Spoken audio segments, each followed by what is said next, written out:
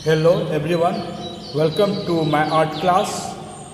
आज का टॉपिक है डेक्लिन, जो चूजा जो बताए थे आप लोग को स्केचिंग। आज हम शेडिंग बताएंगे, जो कि इस तरह से मैं शेडिंग किया हूँ। इसमें क्या क्या यूज आएगा, पेंसिल और पेन जो कि नहीं चलता हो, ओके, और या नहीं तो टूथपिक और इरेजर, ओके। तो अब देखिए किस तरह से शेडिंग किया जाएगा। सबसे पहले है कि इरेजर से हम लाइनिंग वर्क जो है हम हल्का कर देंगे। लाइनिंग वर्क, आउटलाइन जो दिया गया है बाहरी भाग, उसको हल्का करना है। सिर्फ ये साइड पैर में रहने देना है, चोंच में रहने देना है, सिर्फ आउटसाइड इसको इरेज करना है, ओके। तो अब देखिए, सबसे पहले हम जो चूजा है, ये बच्चा है, उसमें हम कर रहे हैं वर्क। आउटलाइन करने के बाद ये नहीं चल रहा है, तो इसी वजह से ये इस तरह से हमको देने से क्या होगा कि पेपर का जो सतह है वो इससे गाढ़ापन हो जाएगा, और शेडिंग करने से उसमें पेंसिल का डस्ट अंदर तक नहीं जाएगा, वो लाइट दिखेगा।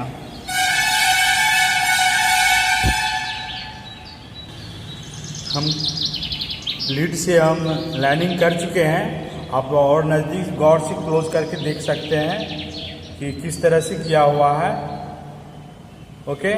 ये दिखाई दे रहा है आप लोग को। इसी तरह से शेडिंग करने के बाद पेंसिल से और दिखेगा इफेक्ट।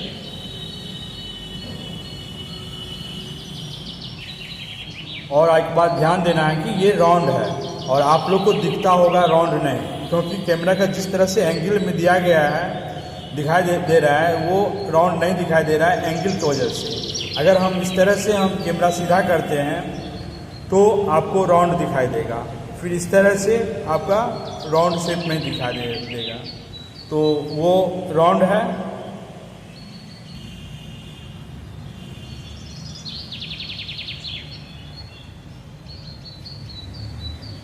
इसमें कहीं कहीं देना है।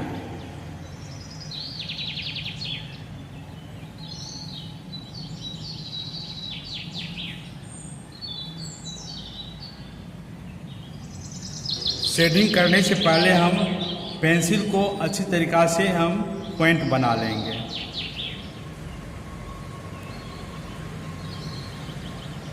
और जो कटर है, कटर की दोनों साइड जो लाइनिंग वर्क रहता है, ये आपको पेंसिल को शार्प करने के लिए इस तरह से पॉइंट बना सकते हैं। ये शायद आप लोग नहीं जानते होंगे, आप गौर करेंगे दोनों साइड रुखरा टाइप का है, तो ये इस यूज में आता है।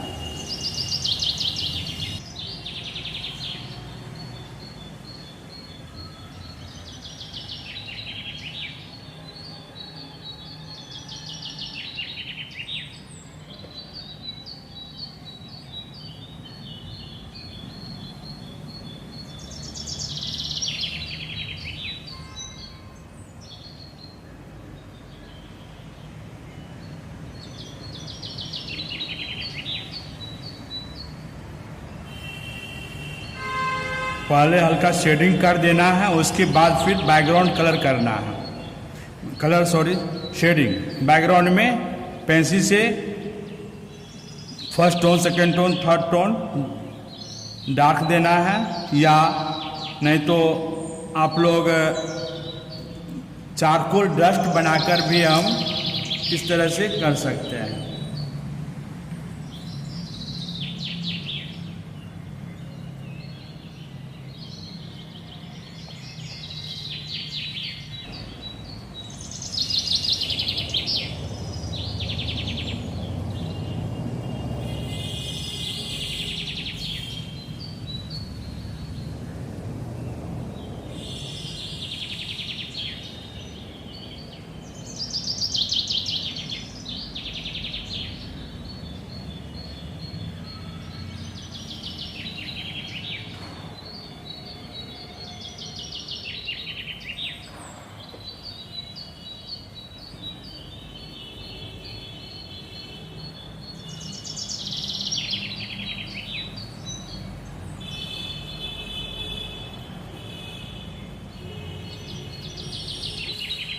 अब शेडिंग को मर्ज करने के लिए नैपकिन का भी यूज़ कर सकते हैं कि सॉफ्ट होनी चाहिए नैपकिन, और इसको हम इस तरह से हम इरेज कर सकते हैं, सॉरी इरेज नहीं, शेड मिक्सिंग कर सकते हैं, मर्ज कर सकते हैं।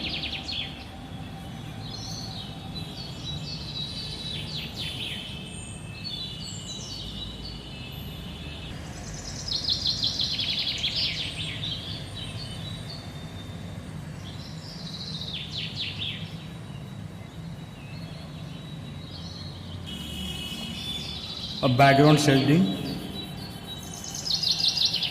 शेडिंग इस तरह से करेंगे, और पेंसिल आपको 8 लाइन का रहेगा तो बहुत अच्छा होगा। 8 लाइन का HB 2B 3B 5B 6B, ये तो नॉर्मल पेंसिल है, लेकिन सभी तरह शेडिंग का पेंसिल मिल जाता है। फर्स्ट टोन शेडिंग हो गया है। अब पहले हम मर्ज करेंगे इस तरह से।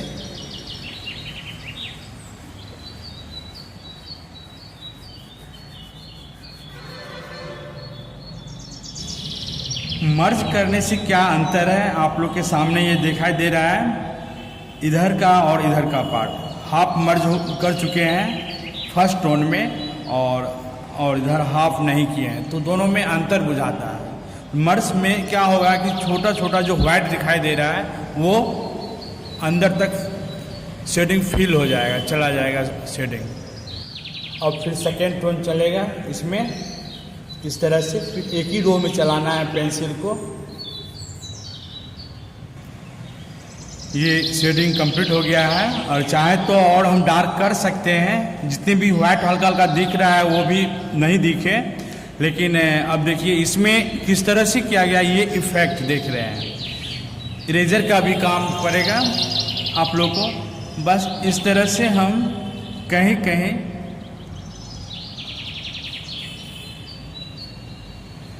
इस तरह से करना है। इरेजर से इस तरह करने के बाद हम पेंसिल से के सहारे फिर हम इसको कहीं कहीं डार्क इस तरह से देंगे।